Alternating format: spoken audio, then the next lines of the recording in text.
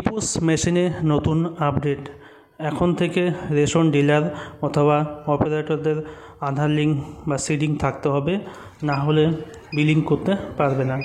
তো তার জন্য লিঙ্ক করার জন্য সবার প্রথমে আমরা সিডিং অ্যান্ড রিঅ্যাক্টিভেশনে আসবো। এসব এখানে ক্লিক করলে পরের অপশন করবে ডিলার আধার সিডিং। এখানে ক্লিক করতে হবে। ক্লিক করার পরেই আরেকটি অপশন আসবে আধার সিডিং। এখানে লেখা আছে এফপিএস ওনার অথরাইজ অপারেটর। এখানে রেশন ডিলার নিজে আধার নাম্বার দিয়ে প্রসিড করে ফিঙ্গারপ্রিন্টে ম্যাচ হয়ে গেলে ডিলারের আধার সিডিং হয়ে যাবে এবং অপারেটর বা দুইজন স্টাফকে রেশন দোকানে এখানে নাম্বার অপশনে ক্লিক করে আধার নাম্বার বসিয়ে প্রসিড করে আঙুলের ছাপ নিয়ে আঙুলের ছাপটি সাবমিট হয়ে গেলে সিডিং হয়ে যাবে। পরপর দুইজন অপারেটর এখানে লিঙ্ক করতে পারবে।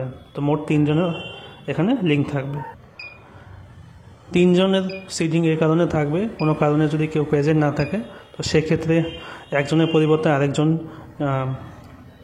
ইপোস মেশিনটি লগ ইন করার সময় সে অথরাইজ বা ফিঙ্গারপ্রিন্ট দিয়ে লগ ইন করতে পারবে। আদারওয়াইজ কিন্তু অন্য কেউ এই ইপোস মেশিনটি আইডি পাসওয়ার্ড দিয়ে যেমন এতদিন লগ ইন করা যেত, এখন থেকে আইডি পাসওয়ার্ড দিয়ে শুধু লগ ইন হবে না, এখানে ফিঙ্গারপ্রিন্ট দিতেই হবে, না হলে লগ ইন হবে না। আর লগ ইন না হলে বিলিং বা কোনো কিছুই কাজ হবে না।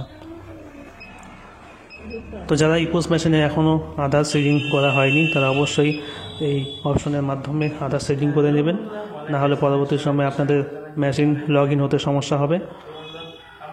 তো এই নতুন আপডেটটি কেমন লাগলো?